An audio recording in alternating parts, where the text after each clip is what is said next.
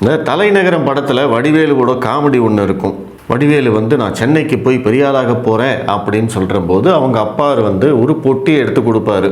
சரி, நீ என் பேச்சை கேட்காம நீ சென்னைக்கு போகிறேங்கிற, அங்கே போய் எங்கேயாவது முட்டு சந்தில் மாட்டிக்கிட்டேன்னா இந்த பெட்டியை திறந்து பாரு, இந்த பெட்டிக்குள்ளே இருக்கிற பொருள் உன்னை காப்பாற்றும் அப்படின்னு அவங்க அப்பா ஒரு பொட்டியை கொடுப்பாரு. அதே மாதிரி வடிவேலு போய் ஒரு முட்டு சந்தில் மாட்டிக்கிட்டதுக்கு அப்புறமா அந்த பெட்டியை திறந்து பார்த்தா அதுக்குள்ளே ஒரு கத்தி இருக்கும். அந்த கத்தியை வச்சு அவர் படைக்கிறாரு அப்படிங்கிறது தான் தலைநகரம் படத்துடைய கதை.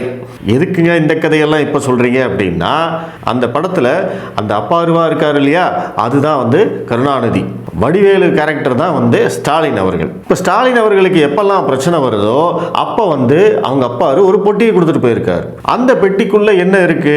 ஹிந்தி எதிர்ப்பு, சமஸ்கிருத எதிர்ப்பு, மாநில உரிமைகள், மாநில சுயாட்சி, கச்சத்தீவு பிரச்சனை, நிதி தர மாட்டேங்கிறாங்க, வஞ்சிக்கிறாங்க, இந்த மாதிரி நிறைய விஷயங்களை அந்த பெட்டிக்குள்ள போட்டு கொடுத்துட்டு போயிருக்காரு.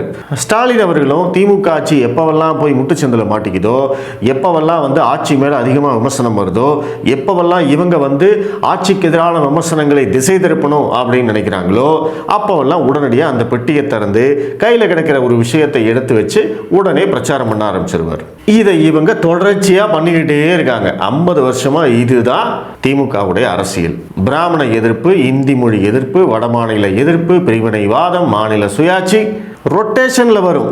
நீங்க கண்ணல்லா பாருங்க, இந்தி எதிர்ப்பு ஒரு சீசனுக்கு வரும், அடுத்தது வடமாநில எதிர்ப்பு ஒரு சீசனுக்கு வரும். பாஜக எதிர்ப்புல இந்த மாநில அரசாங்கங்களை வஞ்சிக்கிறது, நிதி தரமாட்டேங்கிறாங்க, இதெல்லாம் ஒரு சீசன்ல வரும். அடுத்து இந்த சமஸ்கிருத எதிர்ப்பு அடுத்து ஒரு சீசன்ல வரும். நேற்று அதுதான் சீசன் சமஸ்கிருத எதிர்ப்பு. எதுக்கு இதை எடுக்கிறாங்க கையில அப்படின்னா, சமஸ்கிருதத்துக்கு அதிக நிதி ஒதுக்கிட்டாங்க அப்படிங்கிற ஒரு புள்ளி விவரம் வெளியாயிருக்கு. ஐயா, இது இன்னைக்கு நேத்து இல்ல, ரொம்ப நாளாவே இப்படித்தான் நிதி ஒதுக்கிட்டு இருக்காங்க அப்படிங்கிறது எல்லாருக்கும் தெரியும். ஆனால் ஸ்டாலின் அவங்க செய்யக்கூடிய அரசியலை விட்டுற முடியுமா? இந்த பிராமண எதிர்ப்புன்னு 100 வருஷமாக பேசிக்கிட்டு இருக்காங்களே, அதே மாதிரி இந்த சமஸ்கிருத எதிர்ப்பு அப்படியே காமிச்சு அதை பாஜகவோட கனெக்ட் பண்ணி, பாஜகவையும் பிராமணர்களையும் கனெக்ட் பண்ணி, பார்த்தீங்களா இவங்க பிராமணர்களுக்கான கட்சி, பார்த்தீங்களா இவங்க சமஸ்கிருதத்துக்கு தான் அதிக நிதி ஒதுக்குறாங்க, இவங்க தமிழுக்கு நிதியே ஒதுக்கல, அதனால இவங்க தமிழுக்கு எதிரான கட்சி. எத்தனை நாளையா இந்த நெரேட்டிவை கொண்டு போவீங்க? ஆனால் நீங்கள் நல்லா யோசிச்சு பாருங்க, இவங்க இந்த பொய்யை சொல்றதுக்கு டயர்ட் ஆகிறதே இல்லை, இந்த பொய்யை சொல்றதுக்கு சங்கடப்படுறதே கிடையாது. ஐயா, ஏற்கனவே இதெல்லாம் பேசிட்டமைப்பா அப்படின்னு ஒரு தடவை கூட யோசிக்கிறது இல்லை. புதுசா பேசுற மாதிரியே என்னமோ நேத்து தான் இதை கண்டுபிடிச்ச மாதிரியும், நேத்துல தான் இந்த பிரச்சனை இருக்கிற மாதிரியுமே இவங்க பேசிக்கிட்டு இருப்பாங்க. அதுதான் திமுகவுடைய சாதுரியம், அதுதான் திமுகவுடைய பலம். சரி, மேல இருக்கிற ஸ்டாலின் தலைவர்கள் தான் இப்படி பேசுறாங்கன்னா, கீழே இருக்கிறவன அப்படியே தான் இருப்பான். பார்த்தீங்களா சமஸ்கிருதத்துக்கு அதிகமான நிதி ஒதுக்கிட்டாங்க, இந்த பாப்பானுகளே இப்படித்தான், இந்த பிராமணர்களே இப்படித்தான், பாஜகவே இப்படித்தான். ஏண்டா டேய், நேற்று வரைக்கும் இப்படி நடக்கிறது உனக்கு தெரியாது? போன வருஷம் தானே இதே மாதிரி இதே மேட்டருக்கு உருட்டுனீங்க, மறுபடியும் இன்னைக்கு இன்னும் புதுசாக நடக்கிற மாதிரி உருட்டுறீங்களே அப்படின்னு கேட்டால் ஒருத்த பதில் சொல்ல மாட்டான். இன்னும் 6 மாதம் கழிச்சு இதே தான் உருட்டுவானுங்க. ஏன்னா அவனுக்கு உருட்டுறதுக்கு வேற ஒன்றுமே கிடையாது. ஏன்னா எல்லாருமே கொத்தடிமைகள், சொந்தமாக யோசிக்கிறதுக்கு கூட தகுதி இல்லாத நபர்கள் தான் திமுகவில் இருக்காங்க. ஸோ நம்ம ஸ்டாலின் உருட்டின அந்த சமஸ்கிருத உருட்டுக்கு வருவோம். இவங்க எப்படி கூச்சமே இல்லாமல் எத்தனை தடவை ஆனாலும் டயர்டே ஆகாமல் இந்த பிரச்சாரத்தை, பொய் பிரச்சாரத்தை செய்கிறாங்களோ, அதே மாதிரி நம்மளும் டயர்டே ஆகாமல் பதில் சொல்லிகிட்டே இருக்கணும். நீங்கள் பதில் சொல்கிறத நிறுத்திட்டீங்க அப்படின்னா அவன் சொல்கிறது உண்மையாயிடும். திமுகவுடைய ஃபார்முலா என்ன? ஒரு பொய் சொல், அதை 1 லட்சம் முறை சொல், அது ஒரு கட்டத்தில் உண்மையாயிடும். ஸோ இதுதான் திமுகவுடைய 50 ஆண்டு கால அரசியல். முதலமைச்சர் ஸ்டாலின் அவர்கள் நேற்று சமூக வலைதளத்தில் ஒரு பதிவு போட்டிருந்தார். அதில் ஒரு ஆர்டிஐல இருந்து எடுக்கப்பட்ட ஒரு தகவல், ஒரு பத்திரிகை செய்தி. அதில் என்னன்னா, கடந்த 10 வருடங்களில், அதாவது 2014 முதல் 2024 வரைக்கும் இந்தியாவில் இருக்கக்கூடிய மொழிகளுக்கு மத்திய அரசு எவ்வளவு செலவு செஞ்சிருக்காங்க அப்படிங்கிறது தான் அந்த தரவுகள். அந்த தரவுகளில் சமஸ்கிருதத்துக்கு 2500 கோடி, உருதுக்கு 837 கோடி, ஹிந்திக்கு 437 கோடி, தமிழுக்கு வந்து 113 கோடி அப்படிங்கிற மாதிரி ஒரு தரவுகளை எடுத்து போட்டு பார்த்தீங்களா, பாஜக வந்து சமஸ்கிருதத்துக்கு தான் வந்து அதிகமாக நிதி ஒதுக்குறாங்க, இவங்களுடைய நோக்கமே சமஸ்கிருதத்தை திணிப்பது தான் அப்படின்னு சொல்லி ஒரு பதிவை போட்ட உடனே திமுக கொத்தடிமைகள் அத்தனை பேரும் எடுத்து பார்த்தீங்களா, சமஸ்கிருதம் இவன் வந்து பாப்பான், இவன் வந்து பிராமணன், இப்படியே வந்து பதிவு போட்டு பிராமணனை திட்டுறதை ஒரு வேலையாகவே வச்சிருக்காங்க. ஸோ இதற்கு வந்து திரு அண்ணாமலை அவர்கள் பதில் சொல்லியிருந்தார். நீங்கள் வந்து இங்கே நடக்கிற பிரச்சனைகளை எல்லாம் மடைமாத்துறதுக்காக எப்போ பார்த்தாலும் புளிச்சு போன ஒரு மாவையே வந்து எடுத்து ஊற்றிக்கிட்டு இருக்கீங்க. அதனால் நானும் ஏற்கனவே இந்த கேள்விக்கு பதில் சொல்லிட்டேன், மறுபடியும் உங்களுக்காக அந்த பதிலை உங்களுக்கு சொல்கிறேன் அப்படின்னு சொல்லி அவர் பேசின அந்த வீடியோ கிளிப்பிங்கை வந்து அவர் வெளியிட்டு இருந்தார். மத்திய அரசே கடந்த 3 வருடத்துல சமஸ்கிருதத்திற்காக 643 கோடி ரூபாய் கொடுத்திருக்கு. ஆனா தமிழ் வளர்ச்சிக்காக ரொம்ப கொஞ்சோண்டு தான் கொடுத்திருக்க. காரணம் சொல்லு. இப்ப கனிமொழி அக்காக்கு காரணம் சொல்ல வேண்டிய கட்டாயத்தில் இங்க வந்து அக்கா கனிமொழி அவர்களே, இந்தியால மொத்தமாக சமஸ்கிருத பல்கலைக்கழகம் எவ்வளவு இருக்குன்னா 18 பல்கலைக்கழகம் இருக்கு. 18 பல்கலைக்கழகம் சமஸ்கிருதத்துக்காக இருக்கு. அதுல 17 பல்கலைக்கழகம் பாரதிய ஜனதா கட்சி ஆட்சிக்கு வருவதற்கு முன்பு ஆரம்பிக்கப்பட்டது. எப்படி பிஜேபி ஆட்சிக்கு வர்றதுக்கு முன்னாடி 2014க்கு முன்னாடி நீங்க காங்கிரஸோடு 10 ஆண்டு காலம் டெல்லியில குடித்தனம் நடத்தும் பொழுது, பொய்யை சொல்லி ஆட்சியில் இருக்கும் பொழுது 17 சமஸ்கிருத பல்கலைக்கழகம் 2014க்கு முன்பு ஆரம்பிக்கப்பட்டிருக்கிறது. மொத்தம் 18 சமஸ்கிருத காலேஜ். தமிழுக்காக ஆரம்பிக்கப்பட்ட பல்கலைக்கழகம் இந்தியாவிலே ஒன்றே ஒன்று. அந்த பல்கலைக்கழகம் தஞ்சாவூர்ல 1981ல புரட்சி தலைவர் பாரத ரத்னா டாக்டர் எம்ஜிஆர் ஐயா அவர்கள் ஆரம்பித்த பல்கலைக்கழகம் தஞ்சாவூர்ல ஒன்னு இருக்கு. மத்திய அரசு பணம் கொடுக்கும் பொழுது பல்கலைக்கழகம் நடத்துவதற்காக பணம் கொடுக்கிறாங்க. இந்த காலேஜில் இவ்வளவு ப்ரொஃபசர், இவ்வளவு ஸ்டூடெண்ட், இந்த காலேஜ் நடத்துறதுக்கு செலவாகும் பணம். அந்த அடிப்படையில் 18 கல்லூரிகள் இருக்கக்கூடிய சமஸ்கிருதம், அதிலும் 17 கல்லூரிகள் பாரதிய ஜனதா கட்சி ஆட்சிக்கு வருவதற்கு முன்பு ஆரம்பிக்கப்பட்ட பல்கலைக்கழகத்திற்கு மத்திய அரசு பணம் கொடுக்கும். நீங்க அப்படியே கிளம்பி கோபாலபுரம் போனீங்கன்னா, ஏ ஸ்டாலின் அரசே, இந்த கேள்வியை பார்லிமெண்ட்ல இல்ல இங்க கேட்கணும், ஏ ஸ்டாலின் அரசே, தமிழகத்துல இன்னும் ஒரு 5 தமிழ் பல்கலைக்கழகத்தை நீங்க ஆரம்பிச்சீங்கன்னா நிதி கொடுப்பதற்கு நாங்கள் தயாராக இருக்கிறோம். ஆரம்பித்து வைத்திருப்பது தமிழகத்துல ஒரே ஒரு பல்கலைக்கழகம், அதுவும் புரட்சி தலைவர் டாக்டர் எம்ஜிஆர் ஐயா 81ல ஆரம்பித்து வைத்த தஞ்சை தமிழ் பல்கலை. 5 ஆரம்பிங்களே, என்ன நிதி வேணுமோ மத்திய அரசிடமிருந்து கொண்டு வருவது எங்களுடைய பொறுப்பு. எவ்வளவு நிதி வேணும்னு கேளுங்க, நாங்க கொடுக்கிறோம். கனிமொழி அக்காக என்னுடைய அன்பான வேண்டுகோள், இந்த டிராமா எல்லாம் நீங்க விட்டுட்டு, ஏ ஸ்டாலின் அரசே, தமிழகத்திலே 5 தமிழ் பல்கலைக்கழகத்தை ஆரம்பிக்க தயாராக இருக்கின்றாயா, மத்திய அரசு நிதி கொடுப்பதற்கு தயாராக இருக்கின்றது என்று சொல்லுகின்றார்கள் அப்படின்னு நீங்க சொன்னீங்கன்னா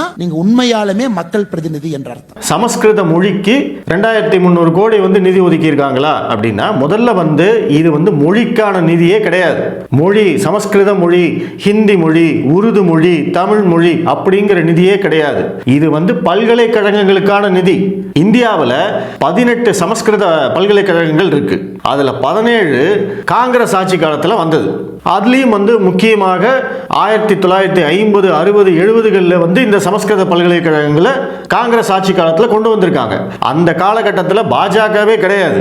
அப்படி இருக்கிற போது சமஸ்கிருதத்தையும் பாஜகவையும் சம்பந்தப்படுத்தி ஒரு முட்டாள்தனமான பதிவை வந்து முதல்வர் அவர்கள் போட்டிருக்காரு அப்படின்னா, இந்த தமிழக மக்களை எந்த அளவுக்கு முட்டாளா நினைக்கிறாருன்னு பார்த்துக்கோங்க. இவங்களுக்கெல்லாம் என்ன தெரிய போகுது, நம்ம சொல்றது தான், நம்ம செய்யறது தான்.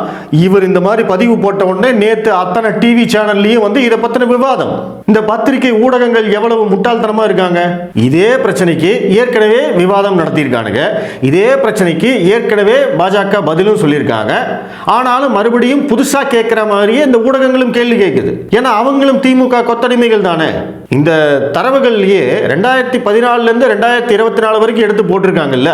அப்போ நீங்க என்ன பண்ணிருக்கணும், உண்மையிலேயே நேர்மையும் திராணியும் இருந்தது அப்படின்னா, காங்கிரஸ் திமுக கூட்டணி ஆட்சி இருந்த போது சமஸ்கிருதத்துக்கு நாங்க எவ்வளவு நிதி ஒதுக்கணும், தமிழுக்கு எவ்வளவு நிதி ஒதுக்கணும், அதையும் பாஜக ஆட்சியில் ஒதுக்கப்பட்ட நிதியும் ஒப்பீடு செய்து கம்பேர் பண்ணி நீங்க ஒரு தரவுகளை கொடுத்திருந்தீங்க அப்படின்னா உங்களை பாராட்டலாம்.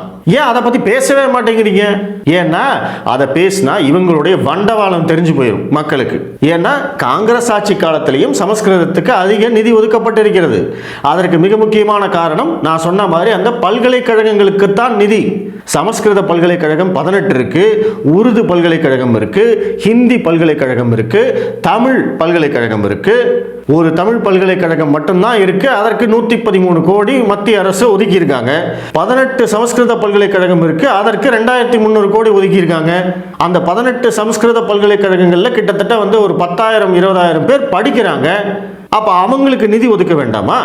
ஆனா இது எல்லாத்தையும் மறைச்சு, ஏன்னா இங்க திமுக செய்யக்கூடிய பிராமண எதிர்ப்பு, கண்மூடித்தனமான பிராமண எதிர்ப்பு. ஏன்னா பெரியாராகத்தானே சொல்லி கொடுத்திருக்காரு, இவங்களுடைய ஆசான் பாம்பையும் பாப்பானையும் கண்ட பாம்பை விட்டு பாப்பான அடின்னு சொல்லி கொடுத்திருக்காரு இல்லையா? ஏன் எதுக்குன்னே தெரியாது. ஆனா இவங்க அத்தனை பேரும் சேர்ந்து அந்த பிராமண எதிர்ப்பை இவங்க பேசிக்கிட்டே தான் இருப்பாங்க. ஆனா இவங்க இவங்களுடைய ஆடிட்டர், இவங்களுடைய வக்கீல் அத்தனை பேரையும் பிராமணரா தான் வச்சிருப்பாங்க. அது இவங்களுக்கு தெரியும், ஊருக்கு தான் உபதேசம். இதே காங்கிரஸ் ஆட்சி காலத்துல 2008 இருந்து 2014 வரைக்கும் கிட்டத்தட்ட ஒரு 8 வருஷத்துல மத்திய அரசு, அப்போது இருந்த காங்கிரஸ் திமுக கூட்டணி அரசு சமஸ்கிருதத்துக்கு 670 கோடி ரூபாய் ஒதுக்கி இருக்காங்க. சரி, இவங்க திமுக அந்த கூட்டணியில் இருந்தாங்களே, அப்போ சமஸ்கிருதத்தை விட தமிழுக்குத்தானே அதிகமாக நிதி ஒதுக்கி இருக்கணும், நியாயமா அதுதானே பண்ணியிருக்கணும். ஆனா அப்பவும் தமிழுக்கு ஒதுக்கப்பட்ட நிதி வெறும் 75 கோடி ரூபாய். 670 கோடி எங்க இருக்கு, 75 கோடி எங்க இருக்கு? ஏன் அப்பெல்லாம் பொத்திக்கிட்டு இருந்தீங்க அப்படின்னு தான் அண்ணாமலை அவர்கள் கேட்டிருக்காரு. சரி, இதெல்லாம் மத்திய அரசோட சம்பந்தப்பட்டதுங்க. தமிழ்நாட்டில் சமஸ்கிருதமே கிடையாதுங்க, அது செத்த மொழிங்க, அது எவங்க பேசுறான், அதுக்கு எதுக்குங்க இவ்வளவு நிதின்னு இவ்வளவு வாய்கிடியே பேசுறாங்க இல்லையா? தமிழக அரசு சென்ற நிதியாண்டில் சமஸ்கிருதத்துக்காக 11 கோடி ரூபாய் செலவு பண்ணியிருக்காங்க. இதை எவனாவது கேள்வி கேட்கறதுக்கு துப்பு இருக்கா, வக்கு இருக்கா? ஏன் வெளியில சமஸ்கிருதத்தை எதிர்ப்போம், சமஸ்கிருதத்தை அழிப்போம், அது செத்த மொழி, யாருமே பேசாத மொழிக்கு எதுக்கு நிதி கொடுக்குறீங்கன்னு பாராளுமன்றம் வரைக்கும் வாய்கிழிய பேசக்கூடிய இந்த திமுக எம்பிக்கள் எவனாவது ஒருத்தன் தமிழக அரசை பார்த்து கேள்வி கேட்பாங்களா? என்ன இதுக்கு நீங்க சமஸ்கிருதத்துக்கு நிதியை ஒதுக்குனீங்க அப்படின்னு? எதுக்கு 11 கோடி நீங்க செலவு பண்ணீங்க? அப்ப இதெல்லாம் காலங்காலமா நடந்துட்டு வர்றது. யாரும் மொழி வேற்றுமை இல்லாம எல்லா அரசாங்கங்களும் எல்லா மொழிக்கும் அவங்க செலவு பண்ணிக்கிட்டு தான் இருக்காங்க. ஆனா இந்த திருட்டு திராவிட கட்சி என்ன பண்றாங்க, சாதாரணமா நடக்கிற ஒரு விஷயத்தையே அதை அரசியலாக்கி மக்கள் கிட்ட வேற மாதிரி கொண்டு போய் திணிச்சு, மக்களை ஏமாத்தி, மக்களை முட்டாளாக்கி, மக்கள் கிட்ட ஒரு வெறுப்பு பிரச்சாரத்தை பண்ணிக்கிட்டு இருக்காங்க. இதைத்தானே இவங்க பண்றாங்க. முதல்வர் ஸ்டாலினுக்கு தெரியாமையா பண்றாரு? தெரிஞ்சுதான் பண்றாங்க, எல்லாமே தெரியும்.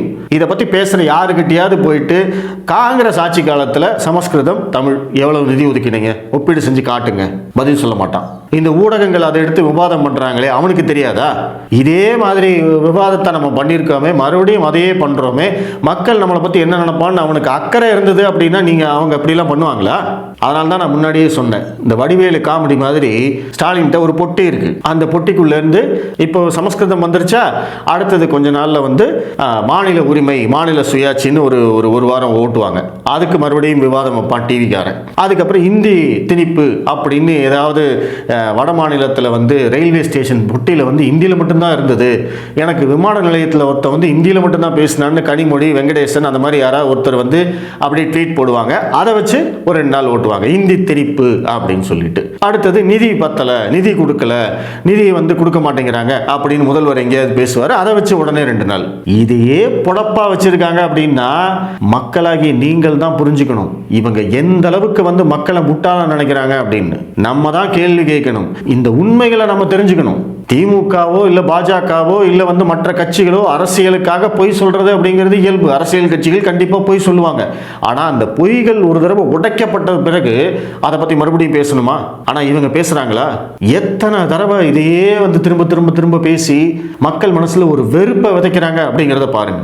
இன்னொரு முறை திமுக மறுபடியும் ஆட்சிக்கு வந்தது அப்படின்னா தமிழ்நாட்டை அந்த ஆண்டவனால கூட காப்பாற்ற முடியாது. ஏன்னா இவங்க ஆட்சிக்கு வரத்துக்காக எதை வேணாலும் சொல்லி ஆட்சிக்கு வந்தாங்க, அவ்வளோ பொய்களை வாக்குறுதிகளா கொடுத்து வந்தாங்க.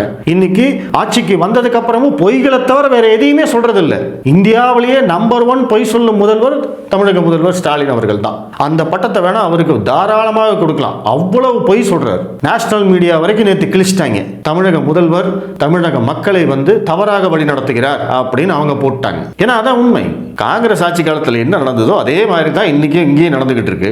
அதுக்கு இந்த ஊடகக்காரங்கள்லாம் இருக்காங்க பார்த்தீங்களா, அதை நம்ம தனி செஷனாக வைப்போம், அவங்களுக்கும் 4 வச்சா தான் நம்ம மனசு ஆறும். அதனால இந்த சமஸ்கிருத எதிர்ப்பு, இந்தி எதிர்ப்புன்னு திரும்ப திரும்ப புளிச்சு போன விஷயத்தையே பேசி அரசியல் பண்றத முதல்வர் ஸ்டாலின் அவர்கள் நிறுத்தணும். ஏன்னா மக்கள் ஒன்றும் முட்டாள் இல்லை. நன்றி.